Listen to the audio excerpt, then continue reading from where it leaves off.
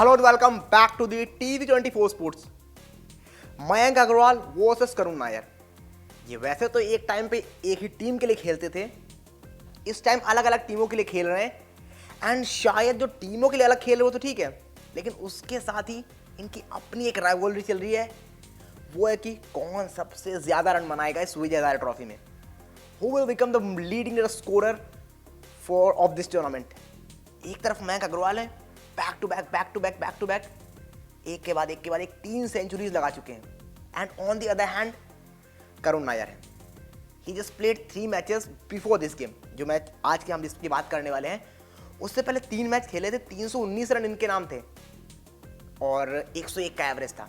लेकिन Mayank Agarwal who has just played 4 matches, score 304 runs, run कम बनाए थे लेकिन एवरेज उनका था 152 का। बिकॉज जो 2 बड़ी सेंचुरीज थी उनकी, वो दोनों की दोनों नॉट आउट थी। That's the reason. अब यहाँ पर कहानी क्या है, यहाँ पर मयंक अग्रवाल जिस टीम से खेलते हैं, यानी कर्नाटका से, वो खेल रहे होते हैदराबाद के अगेंस्ट। उनकी बैटिंग आती है पहले and once again he scored a magnificent century. He scored 124 runs in just 112 balls. And इनके अगर स्कोर देखोगे आप, अगर मैं जो उन्होंने 5 इनिंग अब तक खेल लिए हैं, 46, एक मैच जो सेकंड मैच होता है वहां पर ही आउट होते हैं। He just scored 8 run in that match. लेकिन इसके बाद 139, और वो ऐसे 139 होते हैं जहां पर एक विकेट से अपनी टीम को मैच निकाल कर देते हैं। जी हाँ, अगर पूरी टीम को उस मैच में आप देखोगे, 84-85 रन पर 5 विकेट और 200 पर 9 विकेट हो जाते हैं। 248 रन चेस कर रही होती है टीम। एक के बाद एक अकेले टिके होते हैं, दूसरे छोर पर कोई साथ नहीं दे रहा होता। विकेट गिर रहे हैं। ये आते हैं, मैच निकाल कर टीम को जिता देते हैं सिर्फ और सिर्फ 1 विकेट से, टेलेंडर के साथ। इसके बाद अगला मैच आता है, वहां पर तो निस्तो नाबूद कर देते हैं टीम को। मतलब 13-14 ओवर मैच खत्म। He scored a century in just 45 balls. पूरे के पूरे 100 रन आते हैं। एंड इसके बाद यहाँ पर जिस मैच की हम बात कर रहे हैं, he scored another century against the Hyderabad, यहाँ पर 124 बनाए हैं। और इससे पहले यहाँ पर करुण नायर इनसे आगे थे, इनसे 15 रन आगे थे लीडिंग रन स्कोरर में करुण नायर। लेकिन यहाँ पर मयंक अग्रवाल फिर से आगे निकले। मयंक अग्रवाल ने बिकॉज सेंचुरी पहले बना दी, वो आगे निकल गए। लेकिन करुण नायर ने कहा मैं पीछे नहीं रहने वाला हूँ, मैं आ रहा हूँ। And Karun Nayar as of now batting कर रहे हैं 75 रन पे। यानी ऑलमोस्ट 30 रन अगर यहाँ से स्कोर कर लेते हैं Karun Nair, then again he will be the leading run scorer in the Vijay Hazare trophy. तो ये ऐसी जंग चल रही है, मतलब ये कैसे एंड होगी। और ये बढ़िया हेल्दी कंपटीशन है, ये सबको चाहिए। एंड अल्टीमेट टीम इंडिया के लिए बेहतर है। हालांकि ठीक है, करुण नायर की एज हो चुकी है, मयंक अग्रवाल की एज हो चुकी है, they are not a youngster, लेकिन इनके खुद के लिए बड़ी बढ़िया भी है। बिकॉज करुण नायर 300 लगाते हैं यार इंडिया के अगेंस्ट, मतलब इंडिया के लिए खेलते हुए इंग्लैंड के अगेंस्ट वो 300 आता है।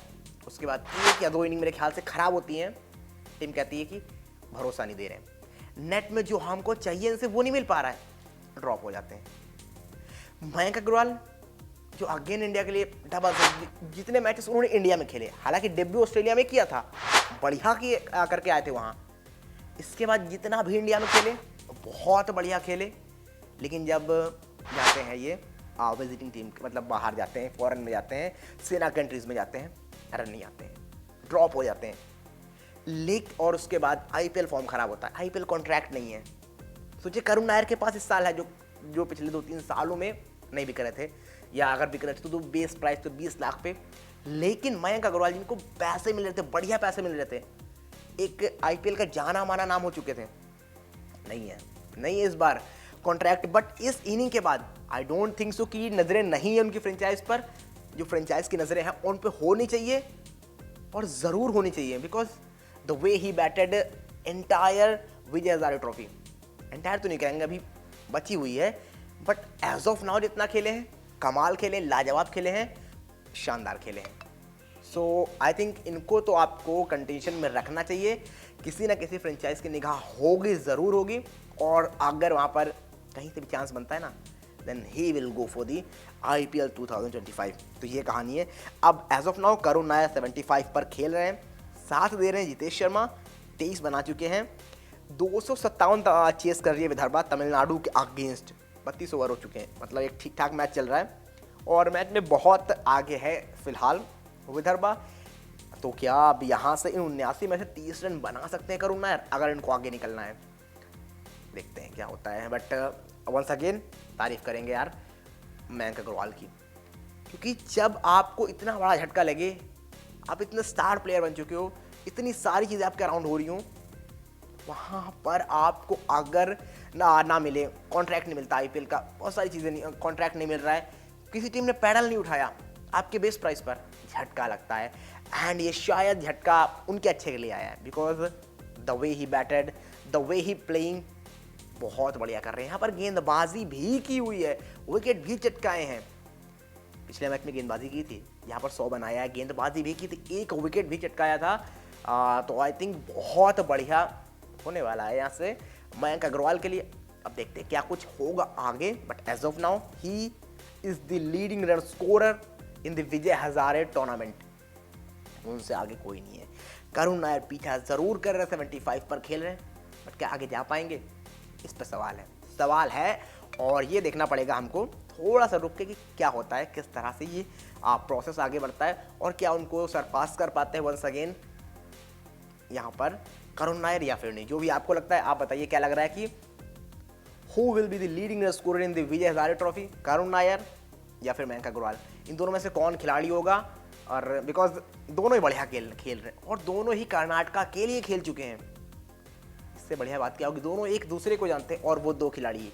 एंड बड़ी बात यह है कि दोनों ऐसे खिलाड़ी जिन पर पिछले कुछ टाइम से लाइमलाइट नहीं थी।